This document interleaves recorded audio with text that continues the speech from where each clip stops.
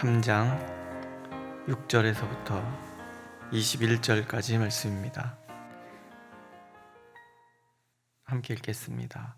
사울의 집과 다윗의 집 사이에 전쟁이 있는 동안에 아브넬이 사울의 집에서 점점 권세를 잡으니라.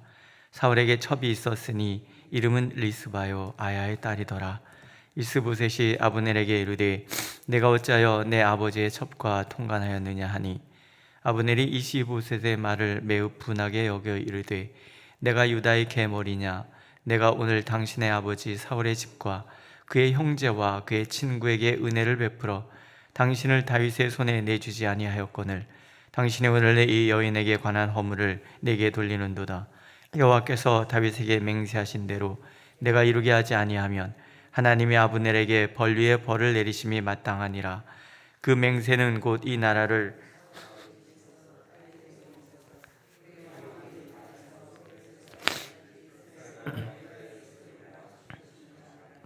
이스보셋이 아브넬을 두려워하여 감히 한마디도 대답하지 못하니라.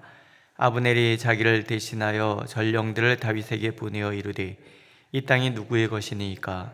또 이르되 당신은 나와 더불어 언약을 맺사이다. 내 손이 당신을 도와 온 이스라엘이 당신에게 돌아가게 하리이다 하니 다윗이 이르되 좋다. 내가 너와 언약을 맺거니와 내가 내게 한 가지 일을 요구하노니 나를 보러 올 때에 우선 사울의 딸 미갈을 데리고 오라. 그리하지 아니하면 내 얼굴을 보지 못하리라 하고 다윗이 사울의 아들 이스보셋에게 전령들을 보내 이르되 내 첩 미갈을 내게로 돌리라. 그는 내가 전에 블레셋 사람의 포피 100개로 나와 정혼한 자니라 하니 이스보셋이 사람을 보내 그의 남편 라이스의 아들 발디엘에게서 그를 빼앗아오매 그의 남편이 그와 함께 오되 울며 바후림까지 따라왔더니 아브넬이 그에게 돌아가라 하매 돌아가니라. 아브넬이 이스라엘 장로들에게 말하여 이르되 너희가 여러 번 다윗을 너희의 임금으로 세우기를 구하였으니 이제 그대로 하라. 여호와께서 이미 다윗에 대하여 말씀하시기를 내가 내 종 다윗의 손으로 내 백성 이스라엘을 구원하여 블레셋 사람의 손과 모든 대적의 손에서 벗어나게 하리라 하셨음이니라. 아브넬이 또 베냐민 사람의 귀에 말하고 아브넬이 이스라엘과 베냐민의 온 집이 선하게 여기는 모든 것을 다윗에게 말하려고 헤브론으로 가니라. 아브넬이 부하 20명과 더불어 헤브론에 이르러 다윗에게 나아가니 다윗이 아브넬과 그와 함께한 사람을 위하여 잔치를 배설하였더라. 아브넬이 다윗에게 말하되 내가 일어나가서 온 이스라엘 무리를 내 주 왕의 앞에 모아 더불어 언약을 맺게 하고 마음에 원하시는 대로 모든 것을 다스리게 하리이다 하니 이에 다윗이 아브넬을 보내매 그가 평안히 가니라. 아멘. 우리가 믿음을 얘기할 때에 여러 가지를 얘기할 수 있는데 그 중에서 한 가지는 모든 역사는 하나님께서 인도하신다. 이 분명한 고백을 우리가 해야 될 필요가 있습니다. 그것이 개인이든 국가든 교회든 모든 것은 하나님의 섭리 가운데 있고 하나님께서 주권자가 되셔서 그 모든 것을 인도해 가십니다. 분명한 우리의 믿음입니다. 사람을 세우시고 패하심이 또 흥하고 망하게 하심이 오직 하나님 앞에 있는 거예요. 그러니까 모든 기준은 하나님이 정하시고 그 기준에 따라서 순종하느냐 그러지 아니하느냐가 우리에게 있을 뿐이라는 거예요. 인간이 아무리 하나님의 섭리를 거스르려 해도 사실은 막을 수 없습니다. 하나님의 섭리는 인간의 그 권세와 상관없이 도도하게 흘러가기 때문에 그렇습니다. 근데 우리 신앙생활에 있어서 비극이 일어나는 이유는 그것을 자꾸 우리는 거스르려고 하는 마음이 있는 거예요. 불순종이라고 그러죠. 그래서 우리에게 필요한 것은 하나님의 섭리의 안목을, 섭리의 역사를 볼 수 있는 안목을 키우는 거예요. 오늘 그 2장 12절부터 4장 12절 굉장히 긴 얘기인데요. 긴 얘기 속에 이야기는 길지만 그냥 단순합니다. 하나님의 섭리를 보는 사람과 보지 못하는 사람의 이야기가 나오는 거예요. 하나님의 섭리를 볼 수 없었던 사람, 또 알면서도 무시했던 인간의 욕망들이 거기에 나오는 거죠. 세 부류의 사람이 등장합니다. 하나는 아브넬, 또 한 사람은 요압, 그리고 또 한 사람은, 또 사람들은 레갑과 또 어떤 사람, 이스보셋 왕을 죽인 이런 사람들이 등장을 합니다. 먼저 아브넬을 보면, 아브넬은 사울 왕이 죽고 세 왕자가 전장터에서 함께 목숨을 잃는 것을 통해서 이스라엘을 다시 세우기 위해서 이스보셋이라는 사울의 네 번째 아들을 데리고 다시 이스라엘을 재건하려고 합니다. 그의 정치적인 어떤 그런 감각이나 또 나라를 세우려고 하는 또 이스라엘 왕국의 총사령관이었기 때문에 충분히 그럴 수 있는 거예요. 그런데 중요한 것은 이스라엘은 하나님의 나라잖아요. 하나님께서 왕이 되셔서 하나님이 이끌어가는 곳이어야 되는 것이 분명합니다. 그런데 욕심이었던 것 같아요. 권력욕이죠. 성경은 분명하게 얘기하거든요. 아브넬의 권세가 이스보셋 왕의 권세보다 컸다 얘기예요. 자기 스스로가 나라를 좌지우지하고 싶어하는 그런 마음이 있었던 거예요. 하나님의 뜻은 알고 있어요. 10절에 보면 이 나라를 사울의 집에서 다윗에게 옮겨서 그의 왕위를 단에서 브에세바까지 이스라엘과 유다에 세우시리라. 누가 맹세했냐면 하나님이 맹세하신 거예요. 하나님이 맹세하셨다 그러면 따라야 되는 게 인간이잖아요. 그렇게 하지 않습니다. 18절에 보면 이제 그대로 하라. 여호와께서 이미 다윗에게 대하여 말씀하시기를 내가 내 종 다윗의 손으로 내 백성 이스라엘을 구원하여 블레셋 사람의 손과 모든 대적의 손에서 벗어나게 하리라 하셨음이니라. 아브넬이 이스라엘을 구하는 것이 아니라는 거예요. 하나님께서 블레셋에서 이스라엘을 지키고 모든 대적으로부터 이스라엘을 보호하기 위해서 세운 사람은 다윗인 거예요. 아브넬은 그런 일을 하면 안 되는 거예요. 그런데 권력욕에 사로잡혀서 이스라엘을 둘로 나누게 됩니다. 그 결과는 동족상잔의 비극이에요. 아브넬과 요압이 만납니다. 두 군대가 만나는 거예요. 거기서 애꿎은 청년들이 죽습니다. 명분 없는 전쟁이 일어나는 거예요. 아무것도 없어요. 그저 하나님의 백성들이 서로 죽이고 죽는 그런 일이 일어나는 거예요. 그 전쟁 때문에 요압은 동생 아사엘을 잃습니다.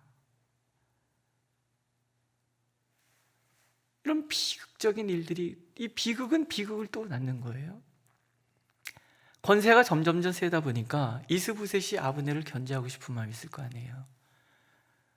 사울왕의 첩이 있었던 것 같아요. 이게 진짜인지 아닌지는 잘 몰라요. 우리는 정치라는 것 자체가 굉장히 곤모술수가 난무하잖아요. 없는 것도 있다 그러면 있는 거고, 있는 것도 없다 그러면 없는 거에 되고, 이런 일들이 비일비재하잖아요.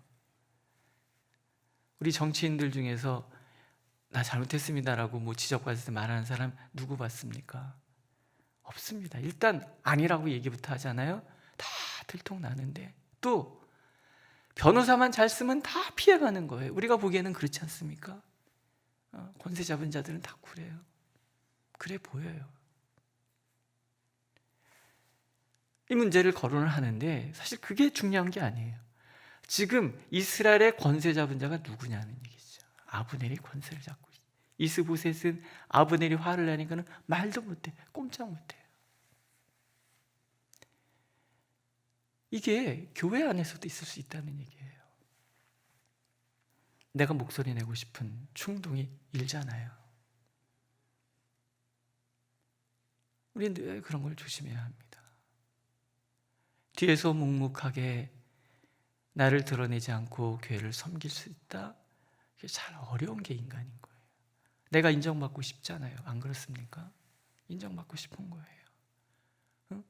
칭찬을 하다가 어떤 한 사람만 칭찬하고 넘어가잖아요. 그러면 안 되는데 목사가 그래도 이제 아유 수고하십니다 한마디 하고 나면 반드시 그 다음 얘기가 나오거든요. 왜 그 사람만 칭찬하고 누구는 칭찬 안 하냐고. 사실 돌아가면서 칭찬해야 되잖아요, 그죠? 유치부 예배를 제가 참관한 적이 있었어요. 이 전도사님이 누구 얘기를 꺼냈어요. 근데 그때부터 거기 한 20명 되는 아이 이름을 다 부르는 거예요. 안 그러면 상처받는다고. 딱 유치원생인 거예요. 그런 얘기를 어떤 목사님이 해요. 성도는요, 나이에서 뒤에 자리를 빼야지 되는 나이로 부는 거예요, 이래요. 그럼 72세시면 7살, 65세시면 6살, 57세면 5살 이렇게 부르는 거예요. 말이 안 되는 얘기예요. 근데 때로는 우리가 저를 봐도요, 아이고 완전 나 5살 아니야, 그런 생각 들 때가 있더라는 거죠. 우리는 다 그런 인정받고자 하는 욕구가 있는 거예요. 우린 그런 걸 조심해야 되는 거예요. 아브넬이 그런 사람이었다는 거예요. 결국 자기가 마치 이스라엘을 다윗에게 넘겨주는 것처럼 와서 협상을 하잖아요. 자기가 다 설득하고. 처음부터 그랬어야 돼요. 처음부터. 결국 그 욕심 때문에 이스라엘은 한동안 어려움을 겪습니다. 동족상잔의 비극뿐만 아니라 지난번에 말씀드린 것처럼 다윗이 헤브론에서 7년 반을 통치를 하거든요. 이스보셋이 왕위에 있었던 날은 2년밖에 되지 않아요. 그럼 5년 반 동안 이스라엘이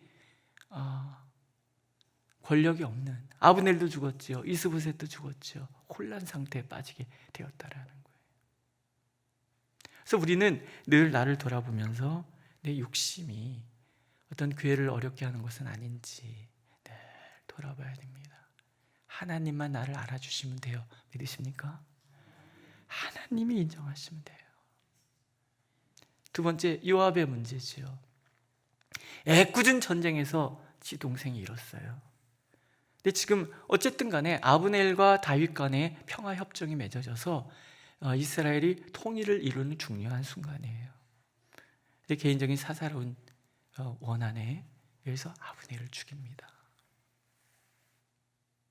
아브넬이 유다의 지역에 가서 살해당했다. 그 얘기는 곧 전쟁을 얘기하는 거예요. 그렇지 않겠습니까? 우리 대통령이 북한에 방문했는데 거기서 죽었다. 이거는 전쟁이에요. 그런 상황에 사사로운 감정으로 사람을 그렇게 해치면 안 되는 건데 요압이 그러는 거예요. 성경은 딱 한 줄로 그에 대해서 얘기를 합니다. 요압과 그 동생 아브세가 아브넬을 죽인 것은 저가 기브온 전쟁에서 자기 동생 아사엘을 죽인 까닭이었더라. 아무런 평가, 하나님께서 딱 한 줄로 요압을 정죄하시는 거예요. 자기 사사로운 원한에 사로잡혀 있었다. 결국 그 사람은 영원히 하나님 나라의 그 별이 되지 못합니다. 다윗이 그를 저주하잖아요. 그 죄가 요압의 머리와 그의 아버지의 온 집으로 돌아갈지어다. 요압의 집에서 백탁병자나 나병한 자나 지팡이를 의지하는 자나 칼에 죽는 자나 양식이 떨어진 자가 끊이지 아니할지로다. 물론 이 저주가 이스라엘 전체를 하나 되게 하기 위해서 다윗이 한 정치적인 행위일 수도 있어요. 하지만 성경이 이렇게 기록을 하고 있는 이유는 요압의 죄는 작지 않다, 그 얘기를 지금 하고 있는 거거든요. 항상 우리는 대의와 소의 중에서 하나님의 뜻이 대의고 교회가 하나님 안에서 온전히 서가는 것이 대의라는 것을 늘 염두에 둬야 된다는 거죠. 그래서 나의 사사로운 감정이나 어떤 그런 것들이 결코 개입되지 않도록 끊임없이 나를 돌아보는 거죠. 그러지 않는다면 이 저주가 그대로 나에게 돌아오는 거예요. 우리가 말씀을 읽으면서 이런 것들을 유념해서 보고 나를 끊임없이 돌아보는 거 굉장히 중요하잖아요. 뒤에 이스보셋을 죽인 사람들 이야기는 우리가 그렇게 중요하게 생각할 필요가 없습니다. 다만 다윗의 일관성이 있는 태도, 하나님이 세우신 자를 결코 누구도 손대서는 안 된다. 이런 것들에 대한 분명한 원칙은 우리가 배워야 되죠. 그래서 이제 우리가 얻는 교훈은 이런 겁니다. 우리는 늘 깨어 있어서 하나님의 섭리의 손길을 볼 수 있는 안목을 키워야 된다는 거예요. 다윗은요, 언제나 하나님의 섭리의 손길에 따라가는 거예요. 사사로운 감정에 매이지도 아니하고요. 또 하나님의 때를 기다리는 거예요. 그게 7년 반이 되든 10년이 되든 하나님의 때를 기다리는 거예요. 그가 10대의 골리앗 앞에 서는 그날부터 나이 30에 유다의 왕이 될 때까지 약 10여 년의 긴 세월 동안 하나님 앞에 연단받은 그 시간 속에서 그가 경험한 것은 한 가지인 거예요. 모든 것은 하나님의 뜻에 따라, 또 하나님의 때에 따라 하나님께서. 이게 신앙이라는 거예요. 다윗은 또 기다리는 거예요. 그랬더니 하나님께서 사람들의 마음을 움직이시는 거예요. 3장 36절에 보면 온 백성이 보고 기뻐하며 왕이 무슨 일을 하든지 무리가 다 기뻐하였다. 이게 하나님의 역사의 때인 거예요. 모든 사람들의 마음이 다 일치되는 거예요. 저는 그런 생각을 많이 합니다. 회의를 진행할 때도 이 얘기가 어떻게 하나로 모아지는지를 가만히 살피는. 지금보다 어렸을 때는 내 뜻이 이루어지지 않으면 화가 나고 그랬었어요. 근데 요즘은 좀 그런 게 덜해지지 않았나 싶어요. 기다려보는 거예요. 그러면 결국은 성령께서 우리 가운데 역사하셔서 한 가지로 이야기를 모으도록 얘기해 주시더라는 거죠. 우리는 그게 성령의 역사, 사람들의 모든 마음이 하나 되는 거. 늘 그런 안목으로 우리가 바라보게 되면 우리 교회 일이나 또 우리 일들이 다 그렇게 돼요. 그렇지 않으십니까? 살아온 나머지, 그렇죠? 예, 그런 것 같습니다. 기다리면 때에 따라서 하나님께서 모두 마음을 일치시켜 주시는데 성급한 우리가 자꾸 앞서가는 게 아닌가. 오늘도 하나님 우리가 그런 안목, 그것을 키우기를 원하십니다. 사울의 집과 다윗의 집 사이에 전쟁이 오래매 다윗은 점점 강하여 가고 사울의 집은 점점 약하여 가니라. 이런 거예요. 하나님이 세운 사람은 점점점 강해져 갈 거예요. 때에 따라 하나님 인도해 주시니까. 그러나 하나님이 함께하지 않는 사람은 지금은 세 보여도 결국은 약해져 갈 거예요. 하나님, 우리가 그렇게 기다리고 그렇게 하나님 앞에 서서 하나님의 뜻을 이루어내는 우리 모두가 되기를 간절히 원하고 계십니다. 기도하겠습니다. 주님, 우리에게 하나님의 섭리를 볼 수 있는 안목을 주시옵소서. 하나님의 마음으로 역사를 바라보고 하나님의 뜻을 가슴에 품는 우리가 되도록 인도하여 주옵소서. 그래서 날마다 주님 때문에 흥하고 주님 때문에 기뻐하는 우리의 삶이 되도록 인도하여 주옵소서.